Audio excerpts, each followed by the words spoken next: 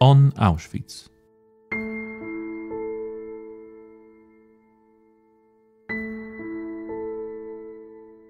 The history of Auschwitz is exceptionally complex. It combined two functions, a concentration camp and extermination center. Nazi Germany persecuted various groups of people there, and the camp complex was continually expanded and transformed. In the podcast on Auschwitz, we discuss the details of the history of the camp, as well as our contemporary memory of this important and special place.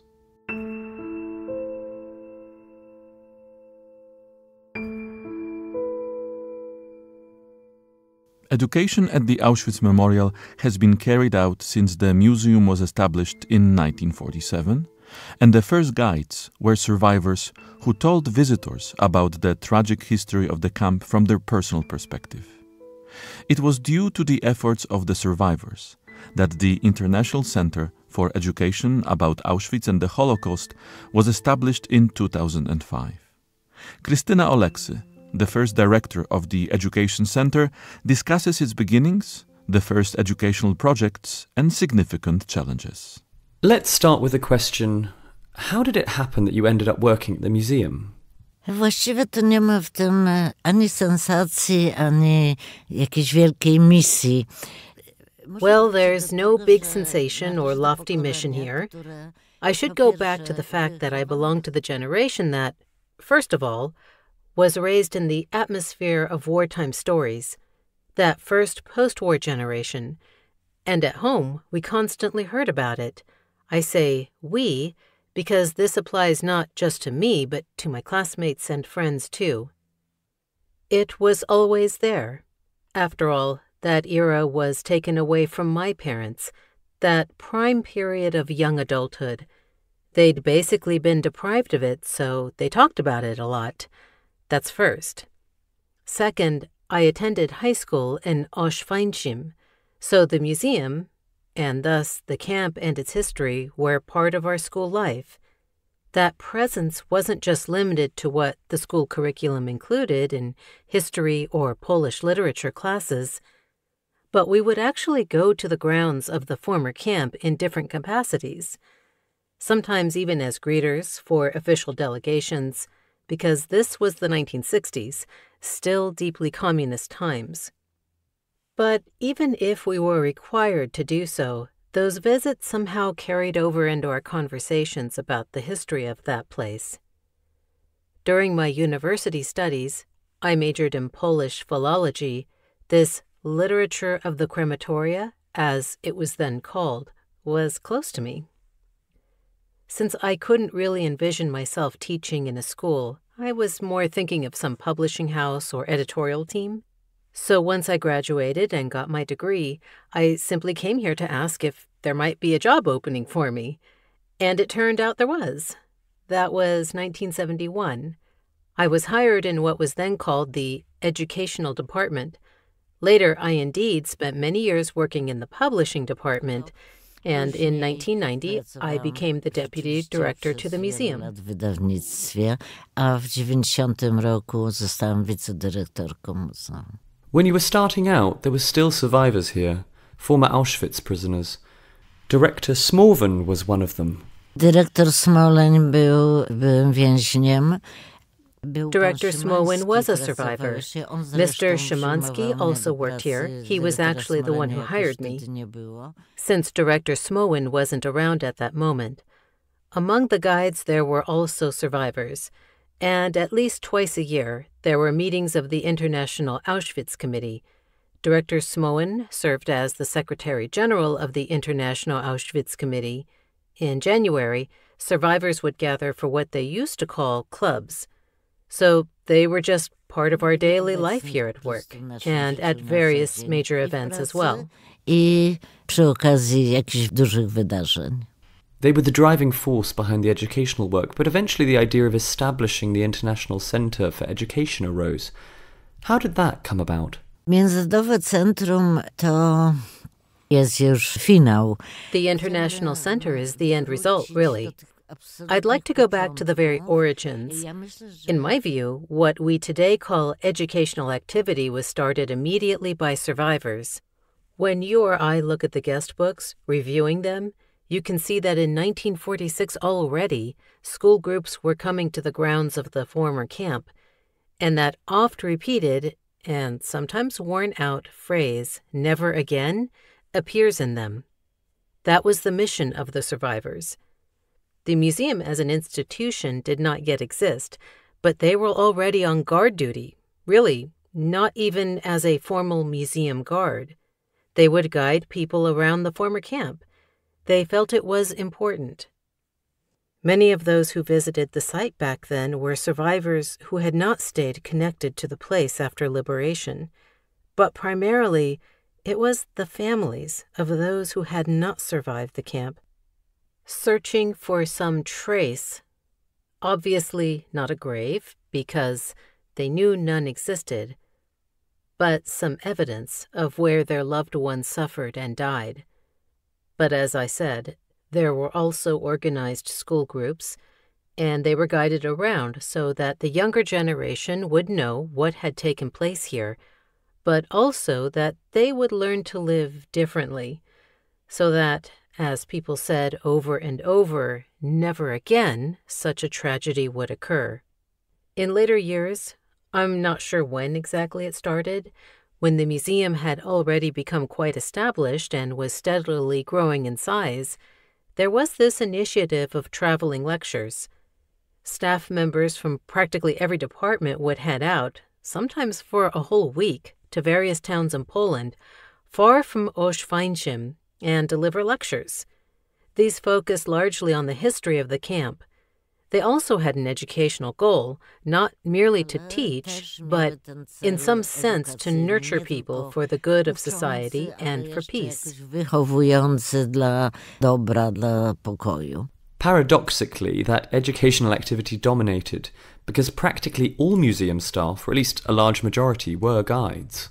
Tak, to było obligatoryjne. Yes, it was mandatory. Even if staff at the archives or the research department weren't keen on it, they still had to serve as guides. That was automatically required.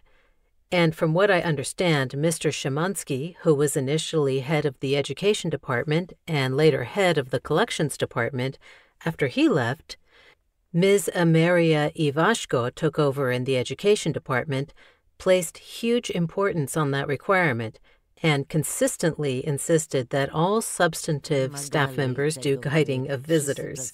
Merytoryczni oprowadzali. Tadeusz Szymanski, an Auschwitz survivor, and Emerika Iwaszko, who headed the educational department for many, many years, they basically laid the groundwork for those large-scale lecture initiatives, as far as I understand. Myślę, że tak. Teraz trochę o własnym doświadczeniu. I believe so. Now, if I can add some personal perspective, we started when I was not yet a deputy director, and later more intensively in the early 90s. Our cooperation with teachers.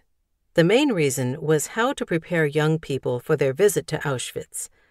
The guides would complain that sometimes students didn't behave in a manner appropriate to this place, that they got impatient. It's hard for me to say how many groups or how big a problem it was. I recall that I also used to accompany numerous school groups, and quite often a survivor would be there with them. And to be honest, that was common practice. In almost every place you could find a survivor, a grandfather, an uncle, a neighbor who had been incarcerated in Auschwitz, and they would accompany some of these groups. And yes, it was problematic for the guides. So we started by holding meetings with teachers from the region, from Auschwitz, from the Auschwitz district. Z regionu, z Oświęcimia, z powiatu oświęcimskiego. Presumably from the Bielsko province too, because this was still the 70s. Też z innych powiatów. Chodziło nam o to, żeby wypracować... Yes, from other districts as well. We wanted to hammer out some model of how to prepare the students, what we wanted. We didn't want them to prep the students extensively on the camp's history. That was the guide's role and the purpose of the trip. But to let them know, obviously, where they were going, what sort of place it was, and why a particular kind of behavior, quiet, respectful, was required or expected. Mind you, it's not like all the groups misbehaved. For many young people, these were mostly 7th or 8th graders at the time, spending several hours here was shocking. Yet, it was definitely an issue. By the time the formal notion of creating the International Center for Education emerged, written down on paper, it was the early 1990s. I wrote a brief project proposal for an American foundation called PIU. Director Wroblewski, Teresa Szybatska, and Teresa Zbezeska were visiting the Holocaust Museum in Washington at the time. They had discussions with representatives of that foundation. The aim was to find sponsors, basically to raise money for various museum undertakings, including the so-called computer section. Those were the museum's first computers. The idea was extremely concise, not even fleshed out, just a concept. Later, I developed it more for a conference at Yad Vashem about education, which I don't remember the exact year, but it was also in the first half of the 90s. Essentially, it was consistent with the principles that would appear in the official document founding the International Education Center. The proposed headquarters for the center, in my idea, was also the Theater Gebäude.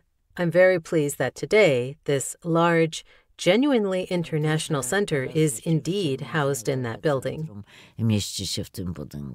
The driving factors behind establishing the centre included that increasing distance in time from the war, the fact that survivors were passing away, that we were quickly losing direct witnesses who remembered Auschwitz and could tell us about it. But there were also new international challenges, I think, that accompanied all of this, as well as significant growth in the museum's international contacts in the 1990s. Among them were those trips to Israel, or that bilateral exchange between Israel and Poland. How do you recall those early trips to Israel? To było coś wielkiego. Ja akurat nie byłam z pierwszą grupą. It was quite a big deal. I personally did not go in the first group, but I can say that really the very first group's departure was the realization of one of my educational dreams. For an exchange like that to happen, for contacts to happen at all. We should also remember that, regarding Jews, we basically learned about them, of course. We knew that a huge number of Auschwitz's victims were Jews, that the transports sent straight to the gas chambers were Jewish transports.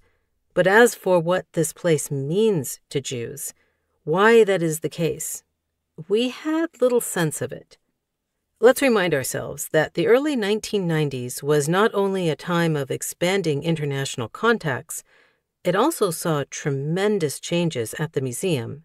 We revised the number of victims, and we opened communication with organizations in the Jewish world. One could say that we were pushed into it, yet pushed is really not the right word, because we actually wanted those contacts in line with our shifting awareness. We realized how important the site is to all Jews. The first person who really taught us about this sensitivity was Father Professor Chrostovsky. He taught us, by us, I mean the museum staff, those in the educational department and the guides, why the lack of understanding on our part was a root cause of Polish-Jewish or Christian-Jewish disputes.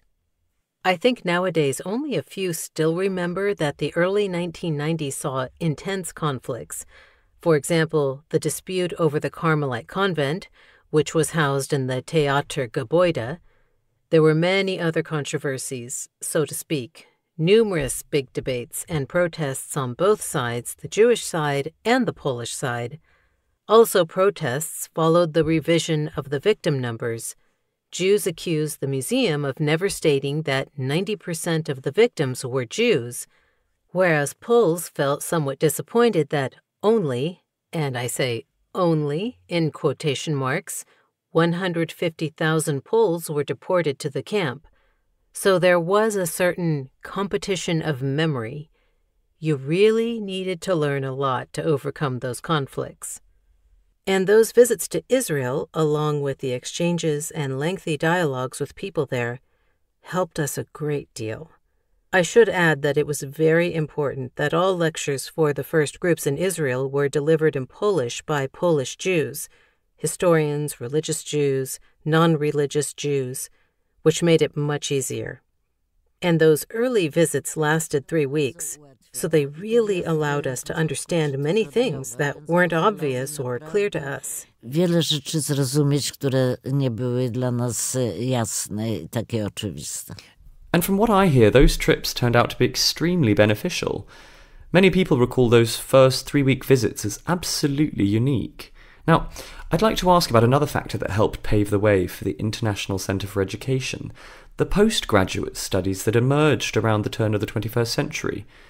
Would you say a few words about those studies? Pierwsze studia podyplomowe prowadzone były z The first postgraduate studies were run in partnership with the Pedagogical Academy in Krakow.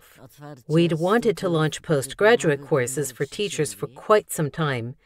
Teachers, after all, were always one of our main target groups. By our, I mean the educational department, in which you were already involved by then. We knew that teachers were eager to pursue postgraduate studies, but they needed diplomas, and the museum is not a university. It never has been, so it doesn't have the authority to grant such qualifications. We concluded we needed an agreement with a higher education institution. That institution needed to be an equal partner with the museum. Professor Wacław Długoborski, who for a while worked as a professor at the Pedagogical Academy, also helped us.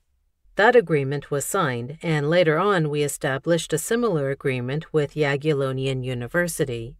Professor Zeka was the one to sign the agreement, as was Professor Mock from the Sociology Department.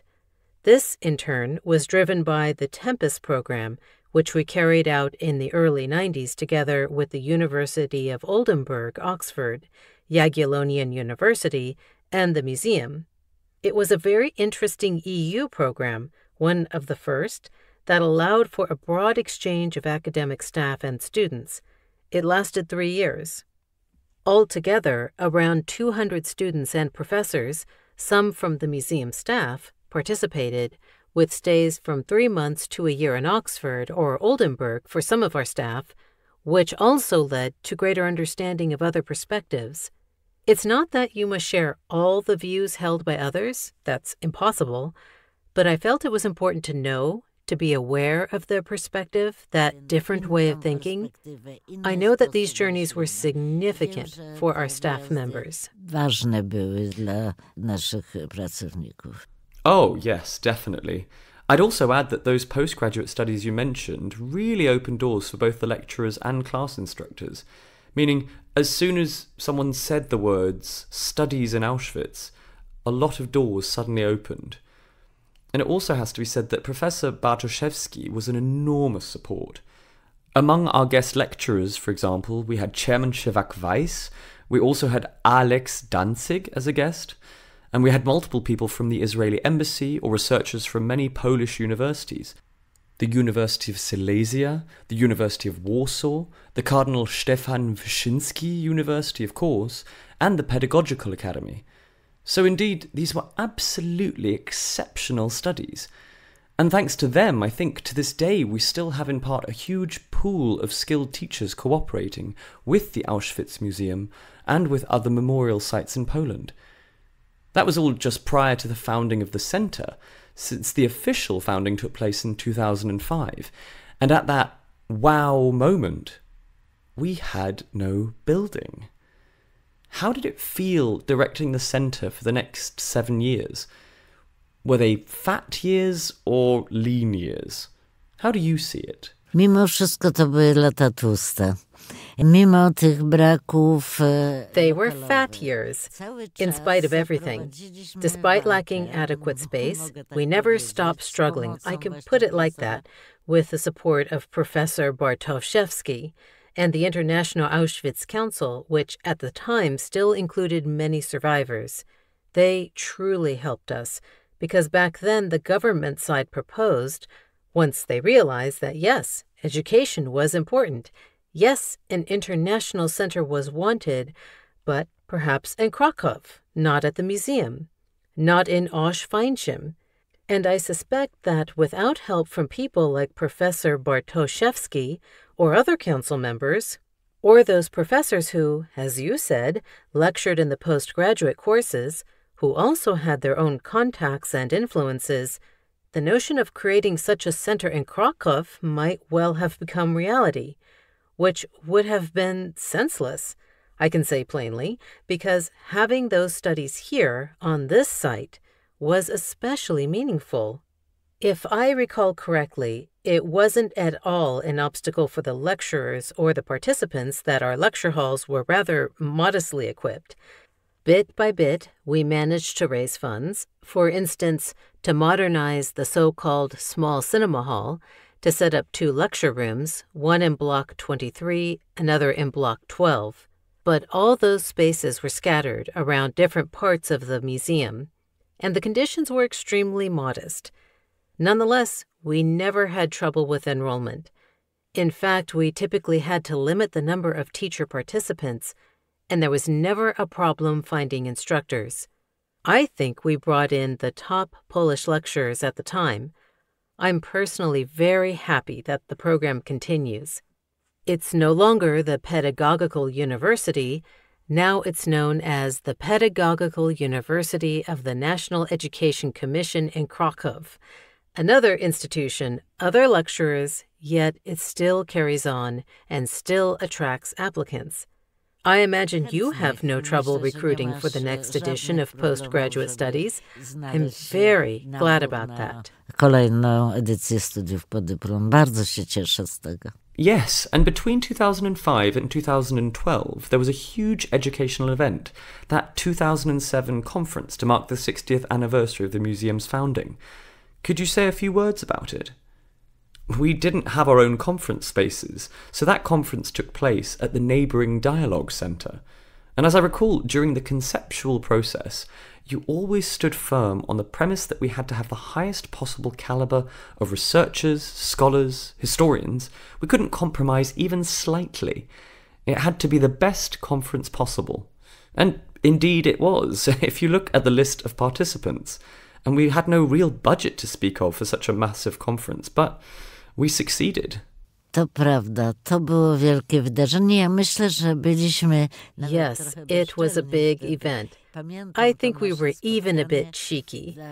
I recall that meeting. For the center. I'll call it that, yes. By then, it was the center. For the center, cooperation with academics from Krakow's University was important. People like Professor Marek Kucia, Professor Trojansky, Dr. Ambrose Weitz-Jacobs. They would come here to help us. They were employed, not necessarily full-time, but they worked at the museum at the center.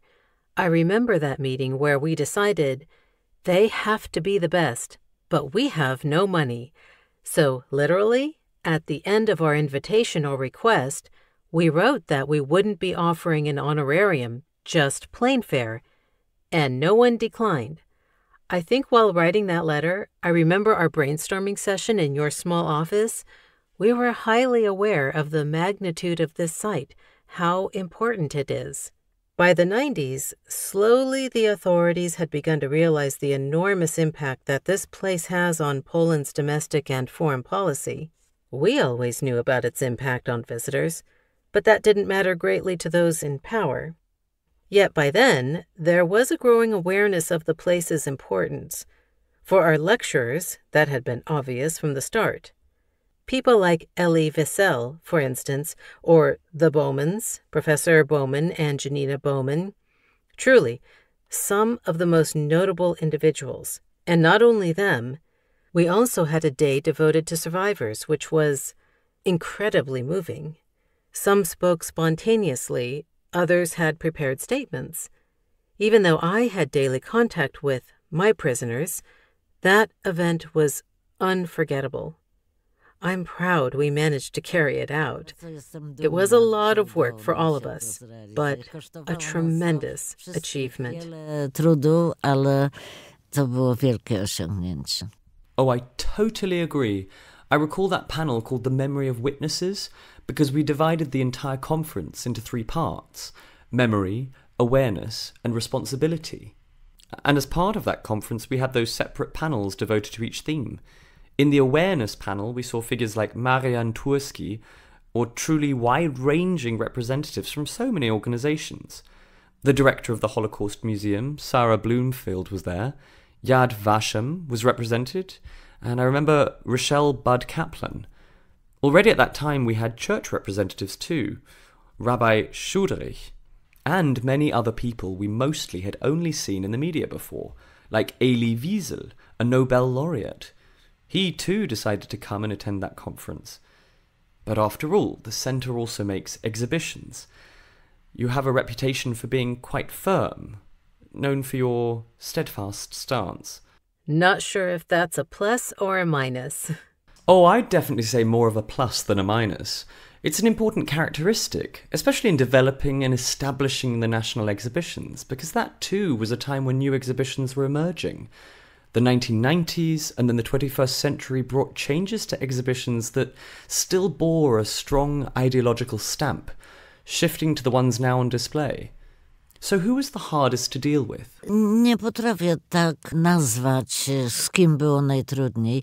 I wouldn't say it was who, but what was most difficult. And that was the big change, the museum's influence, decisive influence on the content and design of these national exhibitions. Essentially, the regulations for preparation of exhibitions were created by us, but approved by the International Auschwitz Council. The council helped us get through many challenges, and its help was invaluable. States or governments, generally through survivors' organizations and ministries of culture or other memory-related agencies, resisted. Never before had the museum in any way signed off on the content and form of a national exhibition. That clause became one of the key items in the new guidelines. They had to accept it. There were also points about maintaining the exhibitions. The museum provides the rooms for free, but does not pay for things like electricity or cleaning, etc. None of that caused quite so much friction as the clause that everything must be approved by us. Sometimes we had difficult conversations because certain organizers wanted to gloss over their own past. One of the new guidelines stated that each exhibition must open with a concise introduction explaining what went on in that country at the time of deportations to Auschwitz, like in Hungary, when the Holocaust was taking place, with only Jewish transports, or in Belgium or France, where the transports were mostly Jewish but also political prisoners. We can safely say that today none of those exhibitions contain historical falsehoods. They might have errors, no one is error-free, but there's no deliberate concealment that everyone knows is untrue. That even applied to the Russian exhibition and our dispute at the opening, since for Russians, World War II, the Great Patriotic War, as they call it, started on June 22, 1941, with the German invasion of the Soviet Union.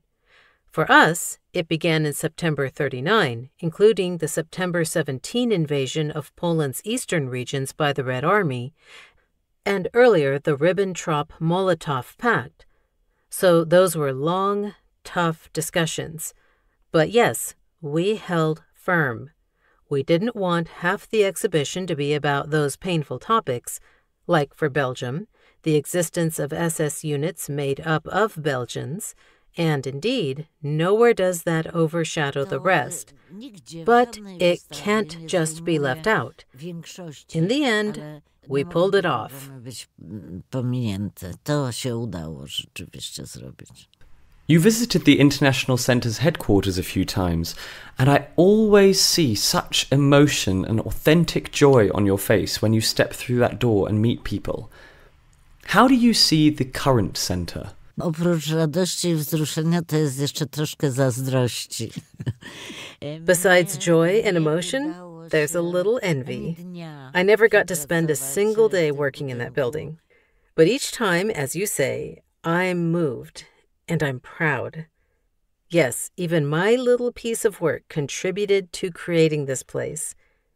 The project was already laid out while I was still working here. You later tweaked it, but there weren't major changes. I truly am moved and very happy. I'm thrilled, truly, and I wish you all continued growth and success. I'm glad, too, that some of the projects which began to be carried out at the center when I was still working, when I was then director of the center, are still continuing. Not exactly the same, but those postgraduate courses or the projects involving prisons, they're changed, reworked, but still recognized as important. Or the ongoing staff and guide exchanges with Yad Vashem, Polish guides there and Israeli teachers here. Those courses continue. I think only the pandemic interrupted them. In Poland, they're practically unique as a consistent year-after-year exchange for so many years. That's a huge satisfaction and joy. And I'm delighted by the building's design. It's really outstanding. It's modern, discreet, respectful of this place and of the camp building. I have no critical remarks. As I said, besides my joy and emotion, I do feel a little envy, but a healthy kind. I wish you tremendous growth. And I'm also pleased by the development of new technologies, though, as I once told you, I hope artificial intelligence won't generate a prisoner you can chat with, because such attempts, and indeed actual projects, have been done, but that's an area I'm uncomfortable with. I'm not from a generation that's fascinated by that portion of the center's growth, though I'm glad you have strong collaborations with top people not just in Poland, but worldwide in that domain, since it's essential. It's the future. Without those technologies, our ability to reach future generations would be very limited. I have no doubt about your good sense and sensitivity to the place, so it won't get out of hand.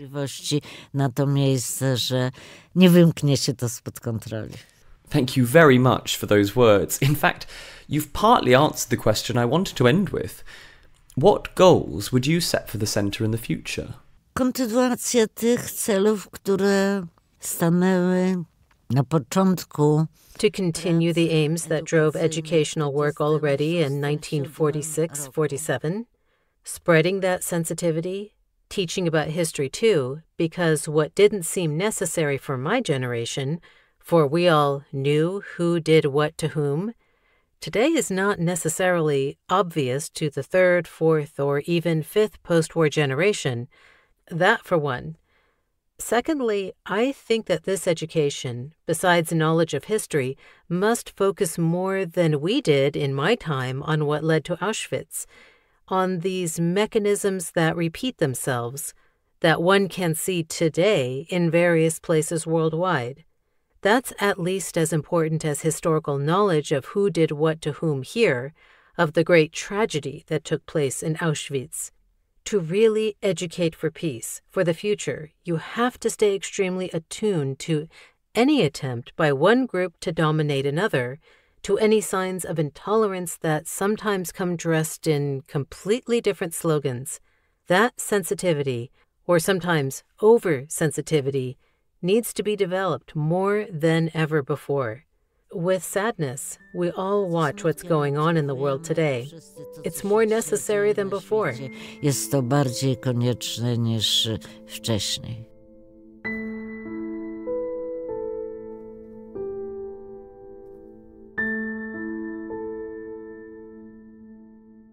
All episodes of the On Auschwitz podcast are available at auschwitz.org/podcasts. We kindly ask you to support our mission and share our podcast in social media.